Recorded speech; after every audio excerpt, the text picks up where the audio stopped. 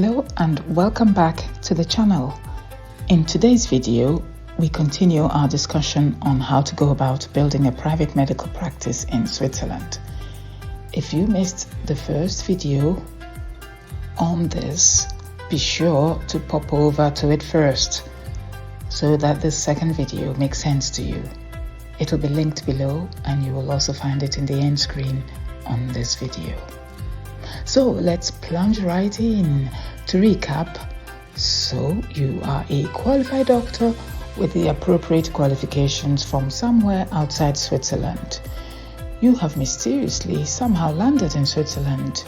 You married a Swiss man or woman, you were headhunted to a Swiss hospital, you moved to be closer to family, you are Swiss but qualified abroad, and now you are simply returning home. Whatever the reason, you have now decided to set up your own practice in Switzerland. First, you registered with MEBECO and MEDREG. You got your Berufsausübungsbewilligung, in other words, your work permit. You speak at least one of the languages, German, French, Italian, and Romanish, and you found a superb location for your practice. You found 2 nice MPAs to work with, and you have 1,000 patients who want to register with you as patients.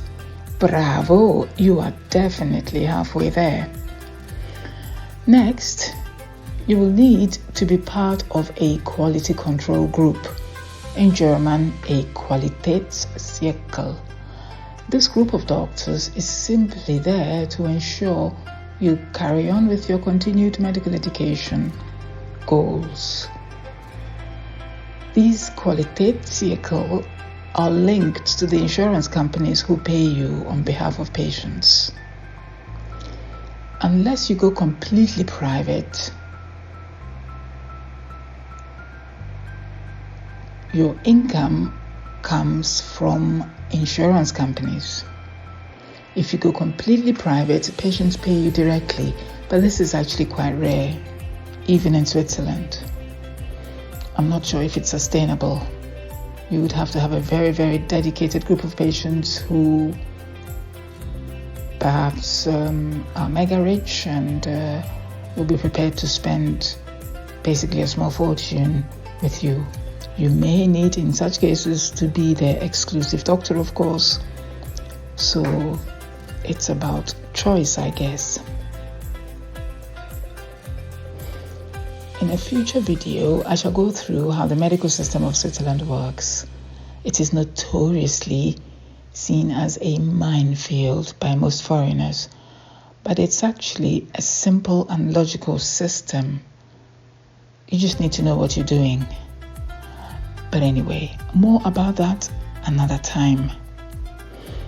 Back to Qualitätszirkel. Your Qualitätszirkel will have its own rules about how often you are required to attend meetings or continued medical education presentations, and how to fulfill certain obligations regarding billing of patients, training of MPAs, and inter-practice collaborations. Failing to comply with Qualitätszirkel rules can put you at serious risk of being thrown out of the group, and even more serious, losing your Berufsausübungsbewilligung, basically your license to work. So be very, very careful when dealing with the Qualitätszirkel.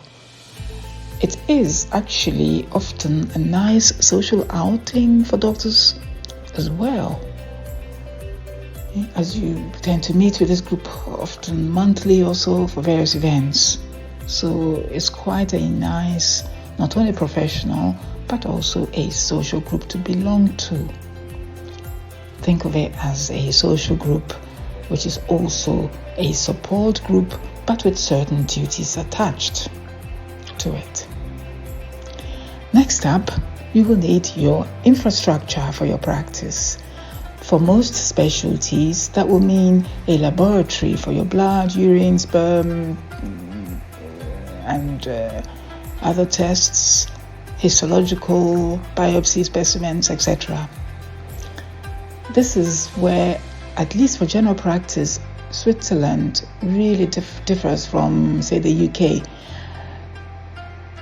In Switzerland, the GP does his or her own blood tests and does not have to rely on the local hospital for this. The MPAR is trained to be not just a phlebotomist, but also the lab technician who actually does the analyses, at least some of the analyses on site. For more complex analyses, the samples are sent out to a lab of your choice and you get the results back in a day or so later. There is a large selection of such labs to choose from in Switzerland. You just need to check if the lab of your choice serves your area. They have bicycle couriers who come once or twice a day to collect your samples or deliver urgent lab supplies that you need in case you neglected to order something that you badly need. They're very kind. They will just send off a bicycle courier to deliver it to you, whatever you need. So anyway, so it's helpful to have these labs quite close to you. It's really, really helpful that they're not geographically too far away from your practice. The same applies to radiology services. Most medicentrums, now if you saw my first video, you would know what these are. Most medicentrums will have their own X-ray machine on site, which is manned by MPARs who function also as radiographers. Sometimes, however, you will need to organize your own radiology services, and this could mean teaming up with your local hospital, or if there is a radiology institute near you, that's also an idea. In contrast to the UK, Switzerland has many such institutes where they only do imaging. Of course, as a specialist, or even as a GP, you may choose to train yourself up in, say, ultrasound imaging, and therefore, should you choose to do so, you may ultrasound your patient yourself, in which case you may want to invest in an ultrasound machine that is then in your practice and you use it whenever you need it. But for most other radiology, MRI, CT scans, simple conventional X-rays, you will need to have an external infrastructure which caters to this.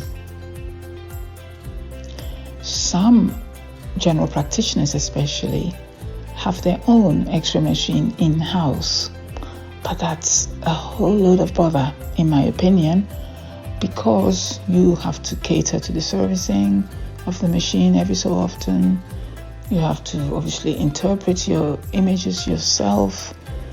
If you send out the image to someone else, a radiologist, for example, to interpret your result, they may often choose to do it on their own machine. It's a bit of a bother.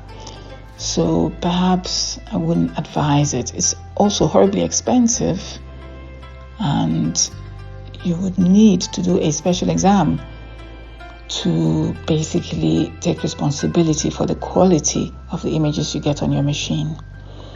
I think it's probably not worth it, especially if you are on your own, if you are a single doctor in a practice.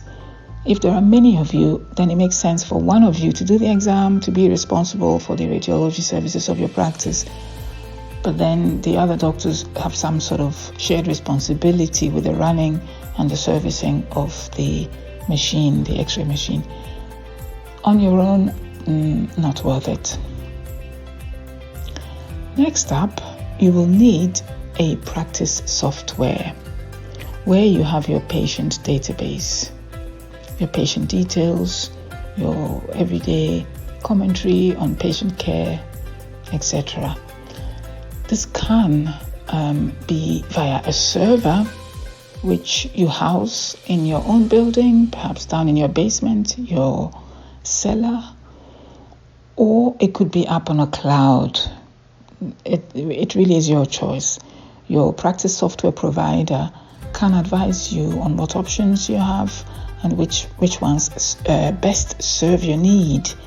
A word of advice here: beware of the fast pace in which technological requirements of medical services change. For example, if 2 years after you start your practice, telemedicine becomes a thing, which of course it now is, and you feel you need to offer it to become competitive, can your software cope with this new demand? Will you be able to offer online booking systems for patients with your current software system? Be sure to have a system that is able to move with the times, so to speak. It's such a pain to have to upgrade to a new system altogether if your current system cannot cope with a new development in technological advances, of which there are many currently. The next point to discuss is a bit of a thorny one. On-calls grown. Just because you have your own practice does not mean that you are done with on-calls. You would have spent years, maybe even decades, in hospital on-call systems, even if you were a general practitioner but working for someone else or an organization. You would have spent many years doing on-calls for sure by the time you get to the stage where you can build your own practice. The bad news in Switzerland is, due to shortage of doctors, even those with private practice out in the country have to participate in some sort of on-call system, basically until the end of their careers. It is quite a pain. Please do check what your on-call commitment will be before setting up in that area to avoid a nasty surprise. This is important enough as it impacts severely on your quality of life, especially as you get older. So be warned, it's not fun at all when you think you got your own practice, you're going to start working in 2 months, and then suddenly you get a letter from the commission of your canton asking you about on-calls and how much you are prepared to pay if you want to opt out of the on-call system. It's a hefty fine. So most people just choose to do the on-call and be done with it. But it's obviously quite a drain because, doing your own thing in your own practice, you'll be required to work hard because you're now self-employed. And to add on calls sometimes is not the best. But anyway, that's part of being a doctor. Finally, again, depending on your specialty, you may or may not need a pharmacy on site. Most general practitioners definitely need some sort of pharmacy on site. Even if they're in the center of town where there are many pharmacies. Now, of course, you're not allowed to compete with pharmacies, so you will be limited to small amounts to be given to patients and not big packages, for example. So maybe a pack of 10 medicines you can give to a patient as an emergency so that they don't have to go straight to a pharmacy to get what they need immediately. But out in the country, because there is obviously a lack of pharmacists in those regions, doctors out there can give out big packages, big packets of medicines. So instead of a 10 pack, you can give out 50 or even 100 pack to patients. So you can be more of a dispenser of medicines out in the country as opposed to cities in Switzerland. So wherever you are, pharmacy and pharmacy services are quite a big part, or dispensing services I should say, is quite a big part of your workload. It is of course necessary, and dare I say it makes sense given that often patients don't have the time to go to a pharmacy. So you are it as far as not only treatment, diagnosis is concerned, but also the treatment. So this means you will need to arrange a delivery service from a wholesaler pharmacy outlet. In Switzerland, there is an established market for this, and that's the good news. So it's not really a big issue, but it needs to be arranged in good time because, believe it or not, despite Switzerland being a major headquarter of big pharma. There are many in pharmacy industry outlets here. Many big pharma companies are based in Switzerland. However, there are often issues with deliveries of medicines either being cancelled or heavily delayed. And this all means that often you have to get medicines ordered from abroad, from neighboring Germany, from neighboring France, from neighboring Italy. So this must all be taken into account when you're choosing your outlet. Are they often in a situation where they don't have medicines to deliver to your practice and they have to order from elsewhere, which of course pushes up the prices? You may need to fork out to allow for overseas deliveries, or you may have to arrange that yourself as well. So just something to have in mind when you're planning your pharmacy services. The same goes for practice furniture, by the way. Surprisingly, a lot of pharmacy furnishings come from abroad, which is cheaper. Swiss merchandises are notoriously expensive, so you may actually choose to deal with a company providing you with practice furniture abroad. You may, however, have to allow more time for deliveries if you choose to shop abroad, as because of international delivery services being obviously not as quick as when you order something within Switzerland itself. So just to be aware of that, you have to really start early, in good time basically, to allow for everything to happen at the time you want it to happen. So there we have it. In the 2 videos on this topic, we have discussed the 10 steps necessary that you need to organize and set up your own private medical practice in Switzerland. I hope it's been useful for those of you out there who are thinking about moving to Switzerland, working in Switzerland as a doctor. I hope at least this series of videos has been helpful. If you have other topics within this kind of genre that you would like me to discuss, feel free to drop me a line in the comments and I shall definitely look into it. Until next time, stay healthy. And if you have any questions at all, by all means, ask a doc.